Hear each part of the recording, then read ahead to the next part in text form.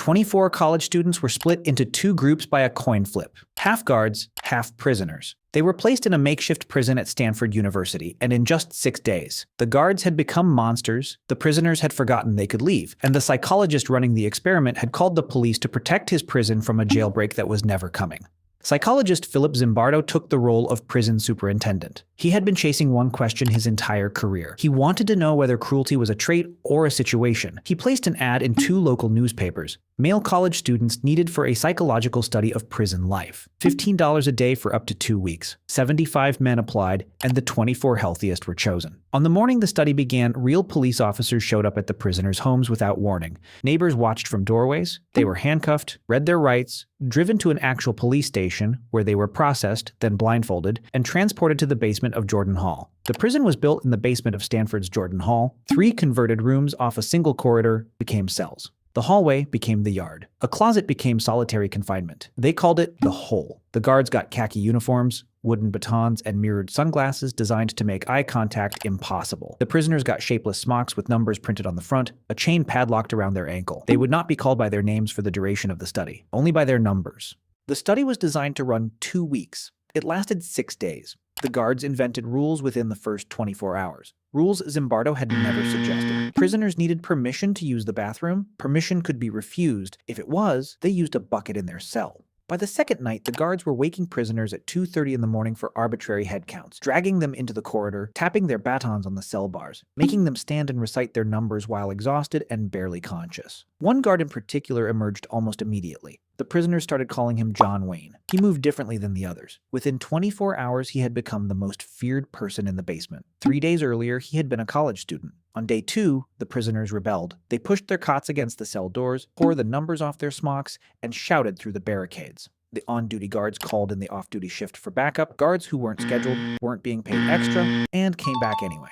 The prison had become real enough to them that an attack on it felt personal. They sprayed fire extinguishers through the cell doors, stripped the prisoners naked, and put prisoner 8612 in the hole. By day 3, prisoner 8612 collapsed. He began screaming, then crying, then going blank between outbursts. Zimbardo and his team watched, and they discussed whether it was genuine or a performance to get out of the study early. They told him to calm down and return to his cell. He was, in fact, not performing and was released later that day. Then they built something nobody had designed. They divided the prisoners into 2 groups, a good cell and a bad cell. The good cell got better food, their beds back, access to the bathroom. The bad cell got nothing. Then, 2 days later, Zimbardo switched them without explanation. The prisoners who had behaved well were now in the bad cell. The ones who had caused trouble were now comfortable.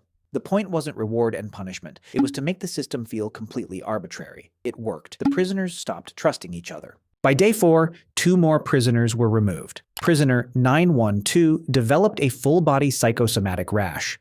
Stress so severe it had become physical and visible. Prisoner 819 became isolated. He asked Zimbardo if he could leave, which Zimbardo allowed. As soon as this happened, all the prisoners lined up and yelled repeatedly. Prisoner 819 did a bad thing. Prisoner 819 told Zimbardo he was staying. He had to prove his worthiness. He had been trapped in that basement so long he completely forgot he could leave. They called a replacement, prisoner 416. Before he even entered his cell, John Wayne forced him to do 200 push-ups. He had been inside the basement for a matter of hours before he decided to go on hunger strike. The guards responded by force-feeding him, then threw him in the hole as punishment for not complying. The other prisoners, and the ones who had been there for days, were told that 416 could be released early if any of them gave up their blankets as a trade. None of them did. When Zimbardo came down and offered to release 416 directly, the prisoner refused. He said he didn't want to be released. He wanted a lawyer. He had arrived from the outside world less than 24 hours earlier, and the basement had already convinced him he was in a real prison. What made it stranger was that none of this had been planned in advance. When researchers later asked the guards where the behavior came from, most of them couldn't explain it. John Wayne said he had modeled himself on a character from the 1967 film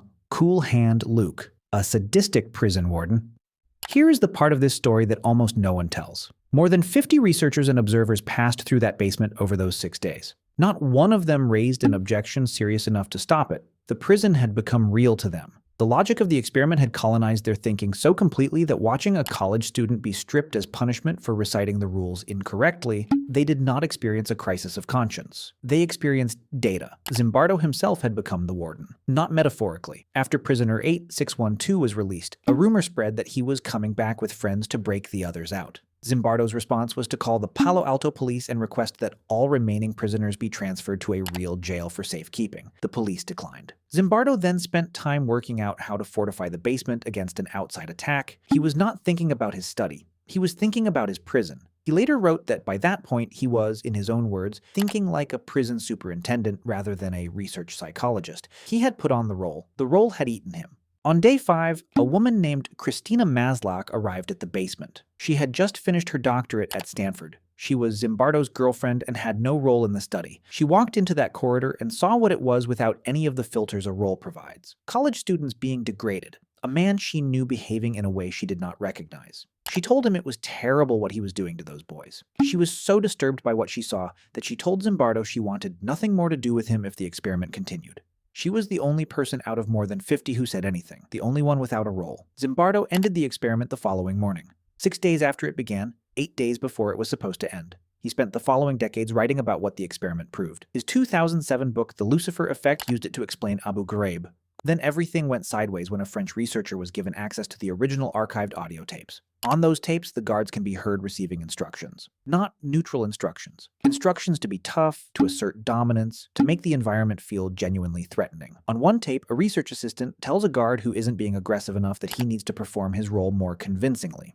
The thing that made this study famous had been partially directed. The guards were not just conforming to a role, they were being coached into one. The experiment he spent 50 years using to explain how situations corrupt good people had itself been shaped by a researcher absorbed in his own role, directing the outcome he needed to prove the theory he already believed. Zimbardo died in October 2024. He never gave a full accounting of what the tapes contained. The study remains one of the most cited experiments in the history of psychology.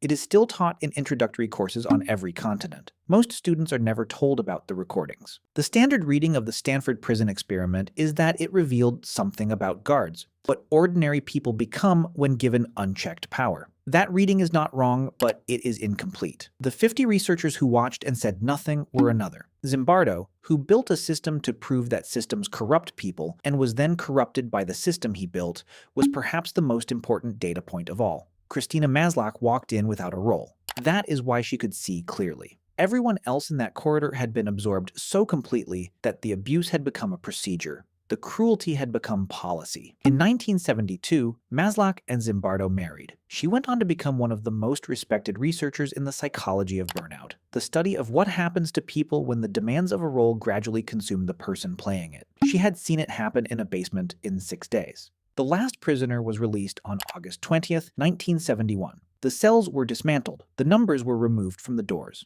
The roles did not go with them.